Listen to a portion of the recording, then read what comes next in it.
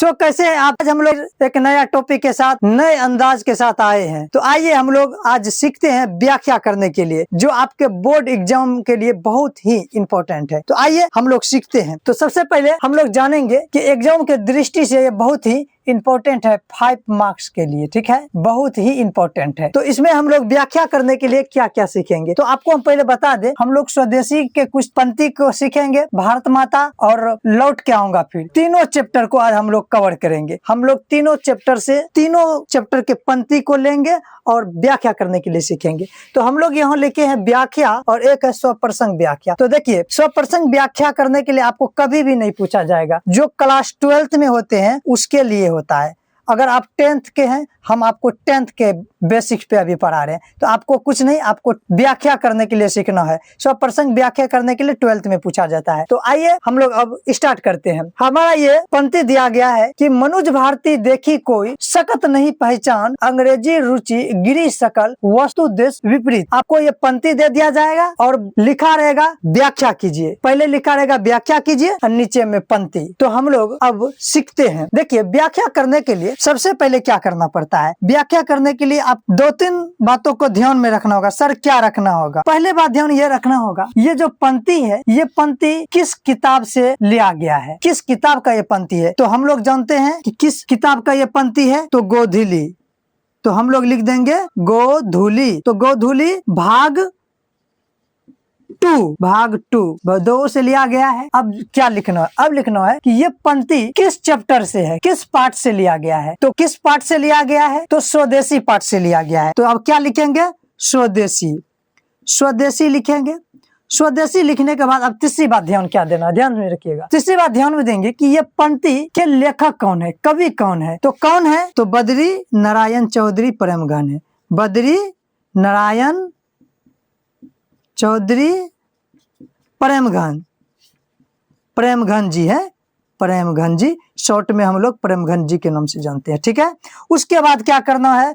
उसके बाद हम लोग पैराग्राफ को चेंज करते हैं। अभी हम आपको बताएंगे पैराग्राफ को कैसे चेंज करते हैं। और पैराग्राफ चेंज करने के बाद इस पंक्ति को डिटेल में अर्थ लिख देते हैं। हम आपको पढ़ा चुके हैं, बस वही करना है। तो चलिए हम लोग अब सीखते हैं। देखिए, पंक्ति हमारा है कि मनुज भारती देखी कोई सकत नहीं पहचान, अंग्रेजी रुचि गिरी सकल वस्तु देश विपरीत। प्रस्तुत पंक्ति देखिए कैसे लिखना है, अभी ध्यान में रखिए। प्रस्तुत पंक्ति गोधूली भाग 2 से तथा स्वदेशी पाठ से लिया गया है। देखिए, आपको हम पहले बता दें कि हम ये 3 चैप्टर का जो कवर करेंगे, इसमें हम व्याख्या करने के लिए आपको अलग अलग प्रकार से बताएंगे। सर अलग अलग प्रकार से आप क्या बताएंगे? हम आपको बताएंगे कि कुछ न कुछ डिफरेंट आपको दिखाई देगा। आपको जो अच्छा लगेगा, जो सटीक आपको लगेगा, वो आप लिख दीजिएगा, ठीक है। तो आइए देखते हैं। लिखना है कि प्रस्तुत पंक्ति गोधूली भाग 2 से तथा, ध्यान दीजिएगा, तथा स्वदेशी पाठ से लिया गया है। इस पंक्ति के लेखक, ध्यान में रखिएगा, इस पंक्ति के लेखक बद्री नारायण चौधरी प्रेमघन है। इनका जन्म 1855 ईस्वी में तथा मृत्यु 1923 ईस्वी को हुआ। ये अपना आदर्श भारतेंदु हरिश्चंद्र को मानते थे। ये जीर्ण जनपद नामक काव्य लिखे, जिसमें वो ग्रामीण जीवन का जिक्र किए हैं। देखिए, हम इतना लिखे हैं, आप कभी परिचय में थोड़ा बढ़ा के भी लिख सकते हैं, ठीक है, कोई भी दिक्कत नहीं होने वाला है। आप कभी परिचय में 1-2 लाइन और जोड़ सकते हैं। उसके बाद क्या करेंगे, अब ध्यान देना है, देखिए इंपॉर्टेंट अब है। उसके बाद हम लोग पैराग्राफ को चेंज करेंगे। ये देख लीजिए सर, पैराग्राफ को चेंज कैसे करेंगे? कवि परिचय आप जहां तक लिखिएगा और आपका कवि परिचय जहां पे खत्म हो गया, ध्यान दीजिए, आपका कवि परिचय जहां पे खत्म हो जाता है, जस्ट वहां से जस्ट उसके पीछे थोड़ा सा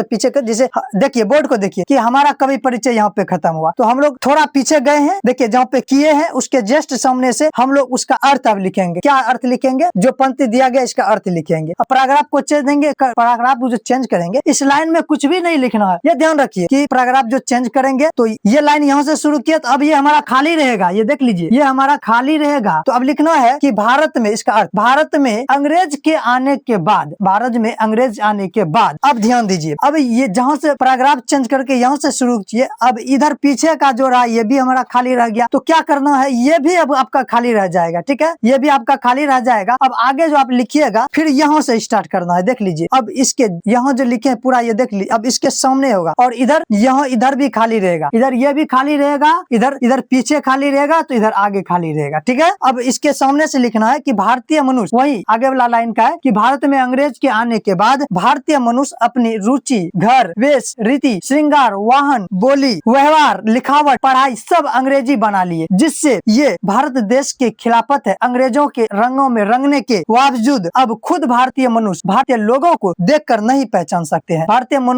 मनुष्य अपने ही लोगों को, अपने ही देश के लोगों को देखकर नहीं पहचान सकते हैं। ठीक है, तो हमारा ये व्याख्या हो गया खत्म। इतना आप लिख दीजिएगा तो खत्म हो गया व्याख्या। अब देख लीजिए, इसमें क्या है कि आप थोड़ा इसमें भी बढ़ा के लिख सकते हैं। ठीक है, अगर आपने ये चैप्टर नहीं देखा है तो प्लेलिस्ट में स्वदेशी हम पढ़ा चुके हैं, आप वहाँ जाके देखिए। कविता को एक एक पंक्ति करके बहुत अच्छे से हम समझाए हैं, तो आपको बहुत अच्छा से समझ आएगा। पहले वो वीडियो जाके देखिए स्वदेशी का, तब आपको व्याख्या करने के लिए बहुत अच्छे से आ जाएगा। तो हम लोग स्वदेशी का देख लिए हैं व्याख्या, अब हम लोग देखेंगे आगे भारत माता ग्रामवासिनी से। चलिए हम लोग अब दूसरी पंक्ति के व्याख्या करते हैं। देखिए ये हमारा पंक्ति है, इस पंक्ति को कैसे लिखना है। देखिए लिखना है, प्रस्तुत पंक्ति गोधूली किताब के भाग 2 से काव्यखंड से लिया गया है। ठीक है, ये पंक्ति जो है काव्यखंड से लिया गया है। किस किताब से लिया गया? गोधूली से लिया गया है। तो ध्यान दीजिएगा कि प्रस्तुत पंक्ति, देख लीजिए, प्रस्तुत पंक्ति गोधूली किताब के, कौन सा किताब से? गोधूली किताब के भाग 2 काव्यखंड से है। आप जान रखिए काव्यखंड से है, लिया गया है। इस पंक्ति के कवि पंत जी है, शॉर्ट में लिखे हैं, पंत जी है। इसका जन्म 1900 ईस्वी को कहाँ पे हुआ था? अल्मोड़ा जिले के उत्तरांचल में हुआ था। उत्तरांचल होता है उत्तराखंड, ठीक है, उत्तराखंड में हुआ था। और मृत्यु